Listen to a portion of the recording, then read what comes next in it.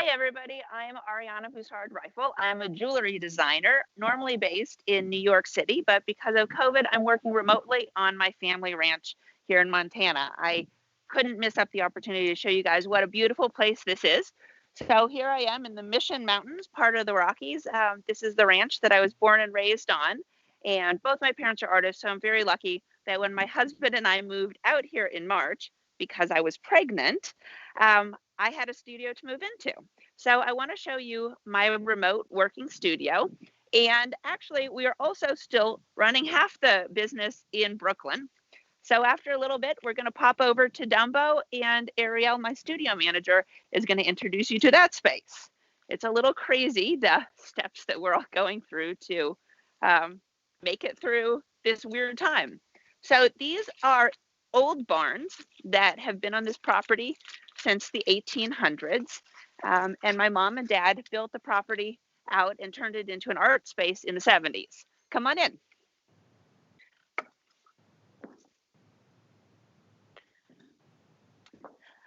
So I'm super lucky to be able to squat in my mom's studio. She's a textile artist, and she does incredible pieces like this, as well as massive public installations of stained glass and paintings that are in all sorts of major public buildings, from state houses to Federal Reserve banks all over the country. And she gave me this little beautiful sunlit corner of her studio where I'm able to make some of my work. I don't know if you are familiar with my designs. I'm new to the field and supply community, but this is some of the crazy sculptural jewelry that I make. And I want to tell you a little bit about my inspiration. I started life as a sculptor and went to art school. I moved to New York City and then, tried to make it as an artist. And in order to pay my rent, I ended up selling vintage. So I started collecting vintage jewelry from all over the world that I found so beautiful and inspirational. And eventually I wanted to combine those two loves, my love of making sculptures and craft, and my love of this ethnographic vintage jewelry. First, I launched a vintage company and started selling this jewelry, this tribal jewelry from around the world, and then started designing pieces inspired by it. So I wanted to show you some of the tribal pieces that have become a part of the mainstay of my inspiration. The first piece that I ever made was called the Despina cuff. It's this bracelet right here. I saw a pectoral, a Mayan pectoral in the Met Museum, and I thought, oh my God, that's the most phenomenal shape, but it was massive. It was this big and 22 karat gold. And I thought, why aren't there bracelets that are shaped like that? So I carved one. And then over time, I started to morph that shape into other designs. And you can see how, whether it was the Mayan pectoral or this amazing Rabari Indian cuff, these kinds of pieces, how the shapes, these sculptural shapes of tribal jewelry have become inspirational for something like my Teton cuff. I always try to think of my jewelry design as sculptural modernism meets tribal and ethnographic design. And I'm always paying homage to these incredible artisans and traditions that came long before me. But I like to take a shape like this that maybe has engraving and interesting. This is a Tuareg cuff from Northern Africa, and simplify it and modernize it and make it into something that I think any woman today could wear. But I really do believe that they have incredible history and identity to them. And so I'm constantly finding it inspirational. This is another really cool example. These are part of a necklace from the Philippines, from Luzon. And this is carved mother of pearl. These are early 20th century. And beads. And I just love this shape, this kind of like double apple shape. And then it turned into first our Paloma earrings here and our Platoro earrings here. So little by little, I have been collecting and finding things like this Indian double finger ring, which is, if it looks like boobs, it's because it is. These are, it's a fertility symbol that would be worn in sort of northern India and Gujarat.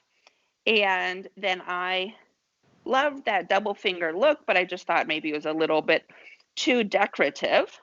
And I turned it into our Shio ring, which we launched last season as part of our current collection that was all about migration and the movement of ideas and designs throughout history and space. Each of our collections is really inspired by and linked to a political issue. When I went to college for political science and studio art, and my mom is a political activist, and I've sort of followed in her footsteps.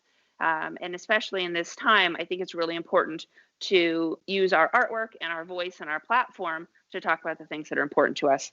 So each of these collections really does reflect a moment in our time, and I donate pretty significantly with each collection launch to a cause that I like to say creates a more verdant and egalitarian future. So a lot about environmentalism, women's rights, and creating a greater sense of justice in America. I don't know how we're doing on time. What time is it? 11:52. I should have told you. My darling husband is filming me. Hi, Yasser. So I can show you a few more details of pieces that I've taken inspiration from. This is another really amazing tribal cuff from India. And it became our Aries cuff there, which just launched this season.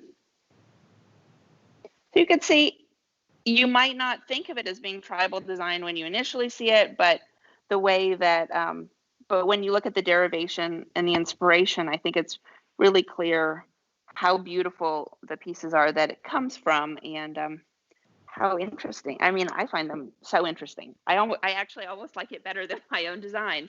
So I do still have that vintage company. It's called Murto, and you can, if you want to link to it, you can ping me. But I love sharing the stories of this tribal jewelry from around the world.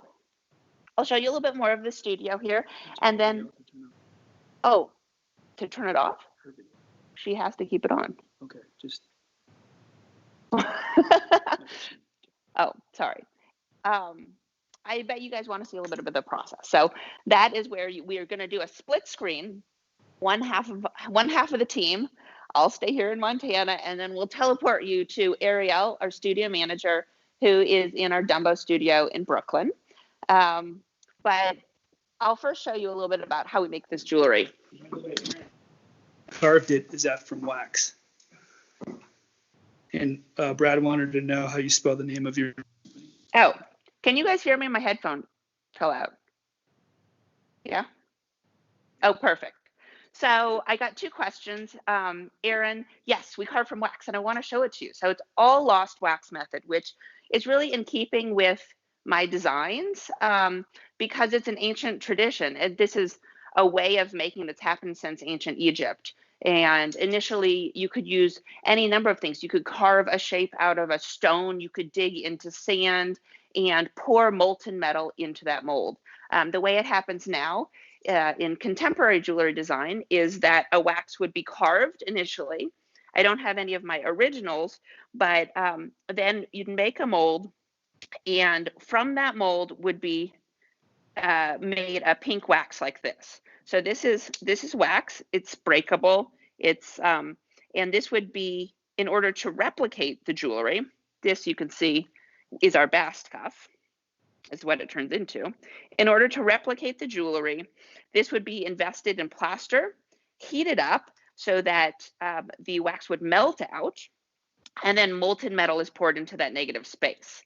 And so each of these pieces, originally I carve it out of a harder wax, we mold it, and then these are the reproducible elements, soft wax, and they're all temporary. So you need one wax per one piece of jewelry. So if you're going to make 100 of our Isadora ring, you would need to make 100 of these waxes. And with that, I'm going to pop over to our Brooklyn studio. Ariel's going to walk you around and then tell you what happens after we work from wax like this. Hi, Ariel. Hi. Oh, Can you I see me? miss you. It looks so Oh, cute there. oh, I miss you too. It's so good to see you guys. Well, I can't see you, but you know what I mean. Welcome to the Brooklyn studio. This is where all the magic happens. And not only do we make the jewelry here, but we also have our showroom. Here we have some of the finished pieces that Ariana was talking about, like our popular Despina cuff, some of the rings, and again, that Paloma shape that was inspired by the mother of pearl. So in our showroom is where we take all sorts of appointments and do our press calls. This is the main area of our studio. I am literally crying right now, Ariel. I miss you and I miss being in that space so much. It's been at least 7 months since I've been there, and I It's left been a thinking long I'd be time. gone for 3 weeks. We I definitely can't, thought you were going to come I back can't faster. believe it. I feel like I abandoned a whole life to have a baby. It's okay. It's okay. It happens. Anaya will be here soon in our cute little hangout area. The rug is waiting for her. So but cute. we'll all be taking our press calls and private client appointments. Here is where we usually have a full spread of jewelry. Depending on what you're looking for, we try to gather a nice little collection for you. We like to hang out, have some rosé. Our studio pup is making a little cameo here. Hi, Coconut. Coconut. Hi. Yep, you've made it on. And then over here is where the magic happens, truly. This is where all of our fun machinery is, where our torch will live and all the soldering takes place in this area. That's predominantly Ariana's job because she is brilliant at it. I'm not sure about that. You're better than I am. And then this is where I will take the raw castings after Ariana has the waxes shot and then cast. They come into metal. So this is a sterling silver Isadora, and this is a brass Brisa. And as you can see, they have the little point on the end, that the sprue, that's where the metal gets fed into, where the wax is melted out in that plaster mold, and it then creates this. So this is actually solid metal. There's no wax inside or anything. Some people get a little confused about that, but they are solid, which is awesome because they have a nice hefty weight to them. So after we get them like this in their raw form, I'll use the sprue cutters and I'll cut off the sprues to make as flush of a cut as possible. And then I'm not going to grind because I will have to get in full proper attire, but this is our polishing machine, where we will then take down the rest of the sprue and fully clean the outside of the casting. We'll use first an abrasive wheel, which is a 3N. It's a really intense, basically a kitchen sponge, but times 10. This is basically our secret sauce, is that wheel. That's an amazing tool. This is my favorite tool. This makes my job magical.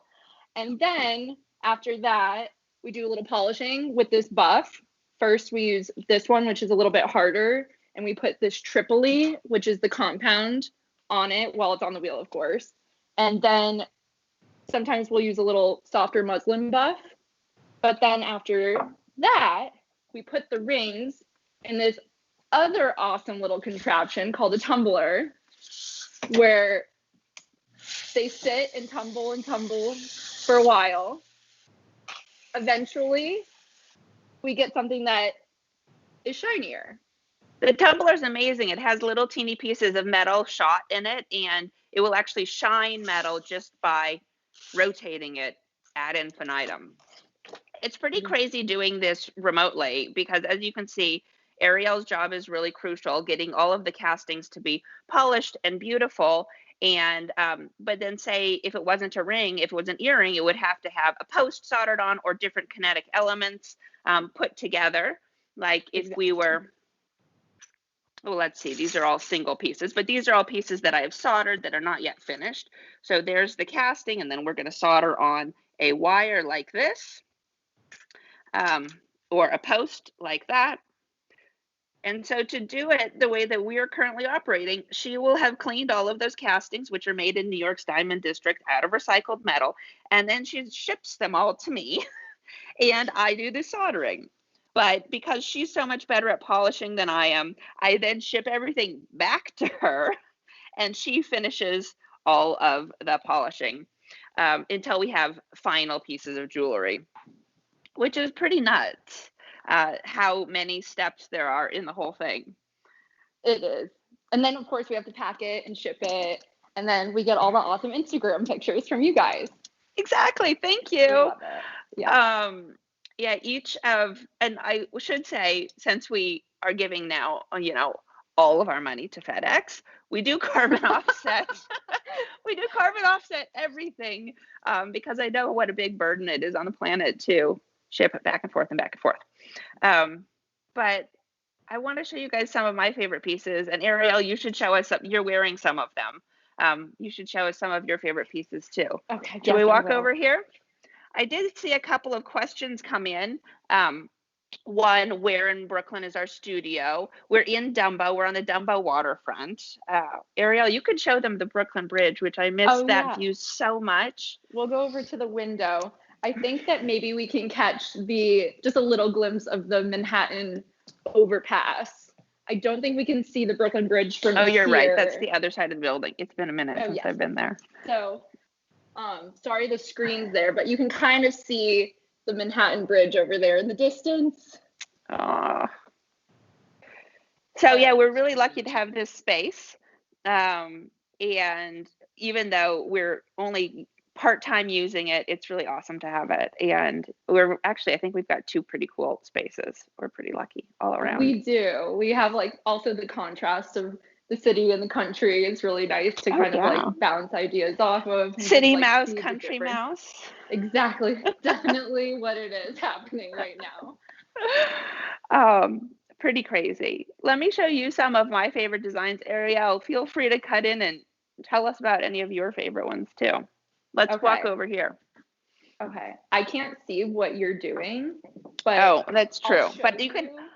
I will show you two of my favorite rings right now while you're walking over. Do your thing. Please excuse my dirty hands. I was in the studio, obviously. Two of my favorite rings are the Hypatia ring. And this one is awesome because it's slightly adjustable. So if you don't know your ring size or if you want a gift, this is an awesome piece because it is slightly adjustable. It comes in two sizes, a small and a large. I like the large because I can move it around on my fingers and stack it up with different pieces. And this is my first Ariana Boussard-Reifel piece ever, so it holds a special place in my heart. And Ariana gave me this Cara ring when she hired me, actually. So, and it has a funny story because I was cleaning one and I was so nervous when I was interning. And it went flying off the flex shaft somewhere in our old studio. To this day, we have no idea where it went. But I was so nervous. Oh my gosh. And of course, Ariana being the sweetest thing ever was like, oh, no worries. It's okay. It'll show up. Years later, again, we haven't found it. But it is crazy. It disappeared into the ether. It fully did. I have no idea. I think about it all the time. But this is the Cara ring. And it's actually 3 pieces of our Sophronia hoop earring molded together. Let me find one of those and show everybody. Oh, yeah. That would be That's such a good point about how the shapes kind of grow and multiply. Exactly. And this one has a really nice weight to it. It's not too chunky, but it's the perfect amount. And it sits really pretty with my vintage coral from Marteau. So these are my favorite pieces, my go-tos for sure. You look so good in them. These were from my very first season, my first collection, the Sophronia earrings. They're really a pretty simple little earring with a tiny belly, and it has this closure that's inspired by ancient Byzantine design. Oh, where are we? There we go. And really just super simple. All the pieces I make, I think, are mechanically very simple, but I think they have a nice sculptural quality. But as you can see with Ariel's Cara ring, really what I did for my second season is I took the belly of the Sophronia and I cut 3 waxes. I melted them together. This is just 2, and we formed it into a ring. So all of the shapes do have a way of iterating over and over again to become different styles. So I would be, if I was going to talk about my favorite pieces, obviously my first piece is probably my favorite one because it really sent me onto this path of design and jewelry making that in a lot of ways I did not know I was going down. I was just still kind of puttering. I took classes at the 92nd Street Y, and I was practicing and learning. I didn't really know how to launch a collection or how to build a business particularly. But piece by piece, it's come together. We're about to have our 5-year anniversary. So this is my very first piece. It's the Despina cuff. I told you a little bit about where it was inspired by. And within the first 6 months of having the cuff out there in the world, it was on the cover of Allure magazine. And then Beyonce wore it in the Grammys, which is insane. Totally blew my mind. She was pregnant with twins and wearing this golden goddess outfit and had our cuffs stacked high on her wrists. And really was like a little bit of an omen that things were on the right path.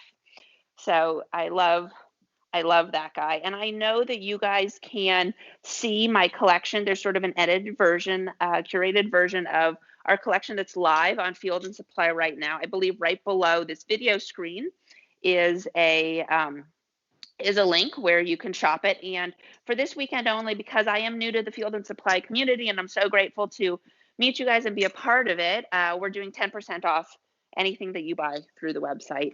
So thanks for being a part of it. And now's a good time to pick up a piece. The other piece that I find that I'm wearing all the time is our Koba cuff here, which is inspired by Native American Navajo jewelry, where they have such an incredibly rich silversmithing tradition. And in their version, or the piece that inspired this, these would be hand-hewn wires, each hand pulled, soldered together, and then they'd have beautiful stamp works and markings here. So mine, as you can see, is really stripped down and simple, but has this kind of rolling, irregular pattern, almost like the landscape that is here in Montana that I've always loved and been inspired by. This is a really cool one because it's malleable. So if you want like a really big cuff and a big look, unlike the Despina or any of the ones that came from that period, this one can be shaped to any sized wrist, which also I guess makes it a really good gift because, you know, wrist sizes are surprisingly different person to person. Oh, it's crazy how many different wrist sizes people have and the issues.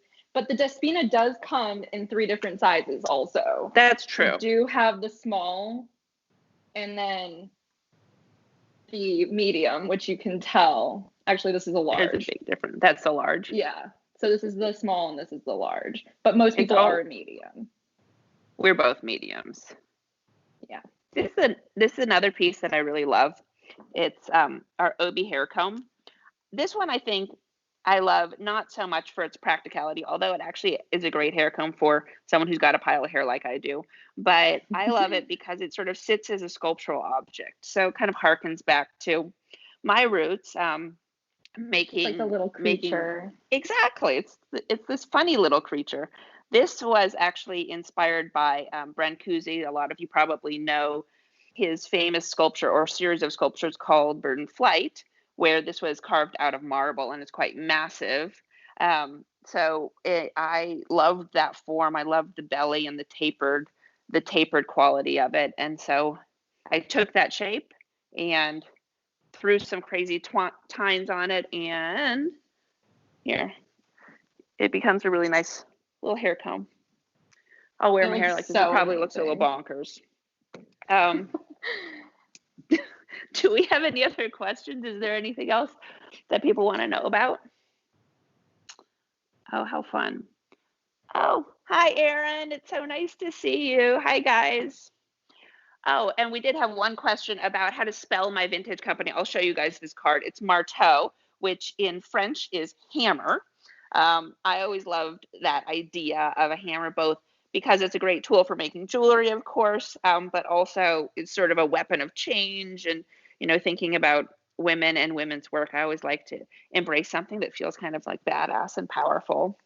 Definitely. These are some other, this is part of our newest collection, which was inspired largely by ancient Egypt. And actually, like, speaking of hammers and being badass, it was also inspired by like ideas of weapons of war, really, and ideas about war. It feels like we're living in such a contentious society that I was thinking a lot about that lately, as I'm sure everyone is. And so this is inspired by the laurel leaves, which is sort of a simple, and that's an earring, and our AppNet chain, which is just like a really big, powerful, heavy chain. I just got a question, how often do we release collections? In normal times, we release them twice a year. So a spring and a summer collection. These are obviously not quite normal times. And so we did not release our fall collection, but we are going to do a little boutique holiday collection, which I think I could show you a little sneak peek of. I don't usually do this, but I thought you might, it's still in development, but this will be our little send off, is showing you guys some of the elements that are going to become our holiday collection. Oh my gosh, So, I love those. Just like seen them lined up. They look really cool, don't they? I don't quite know what it's going to become, so but fun. I started by thinking about our Paloma earring here, which is one of the ones that I find I wear the most. That's one of the ones that's inspired by the Filipino mother of pearl elements that would have been worn in a wedding ceremony. And I just love the scale and sort of the duality of the form, the balance of the form. And so we're starting with these shapes, which again, I carved out of wax. I mailed to New York's Diamond District. They cast them. They shipped them to our Brooklyn studio to Ariel, where she cleaned and polished them. And then she shipped them to Montana, where I am sitting and contemplating what to do next. It's a pretty ridiculous turn. But so here they are. I think that they'll take a variety of forms, of really big, crazy earring, and then maybe some smaller earrings. And I think we'll put little like teardrops off all of these. This is one of the original waxes that I cut and formed to become, I think it was a reject shape, but to become one of these. And I'm pretty excited about that. We're also working on a new chain. This one's a little bit more delicate than that wild AppNet chain. It sort of almost sits a little bit more. This is our Luxor from this season, this big guy. So it has a little bit of that scale, but it's a little heavier. Wow. I think I'm going to need one of those. I know, I'm pretty into it. I think it's sort of expensive to produce chains, but I'm pretty excited about it. Hi, oh, hi. Hi. Hi, honey. All right. Do we have any other questions? I'm sure we're almost out of time. If there's anything else anybody wants to know about our process and our space, if anybody wants to come visit us in Montana, and social distance and wear your masks. Or come go fly fishing. Here. Oh, I know. It's so pretty there in the Dumbo studio area. You've been holding down the fork pipe beautifully. I'm trying. I can't wait till we're all together. This time of year, we would normally be hosting sample sales and big parties, and we're always popping rosé and having a good time there. So I know it won't be long before we're doing that again. But for the time being, I have faith. For the time being, shall I sign off? Do we have any other questions? I think that's about it. So I'll sign off here from Montana, and I guess you from New York. Bye, guys. And I can't wait to see you. And again, thank you guys so much for including us in Field and Supply. This is such an incredible community of artists and craftspeople, and they're going to be lives for the rest of the day today and tomorrow. I'm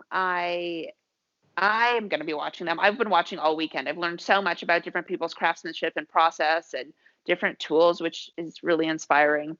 And hopefully when we're all sitting along the banks of the Hudson River again together, we will be there and shopping and having fun. Yes, for sure.